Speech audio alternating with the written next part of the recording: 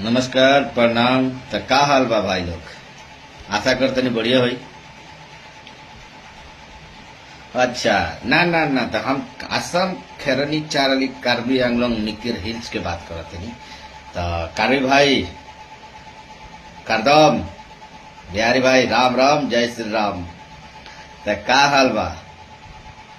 Election होई कहिया ई हमरा के कोनो न्यूजे देखे के नहीं मिलत, ना फेसबुक पर, ना इंस्टाग्राम पर, ना यूट्यूब पे, ना ट्विटर पर, कहीं मिलते नहीं के। आखिर जो ही तक कहाँ जो ही सुननी की 9 तारीख को हुई तो 11 तारीख के 12 तारीख को ये सर कहिया हुई समझ नहीं क्या बात। कार्बी भाई लोग आप लोग हार मान गए क्या? अब इलेक्शन नहीं होगा क्या? 6 शेड्यूल जो बता रहे थे, ऑटोनोमस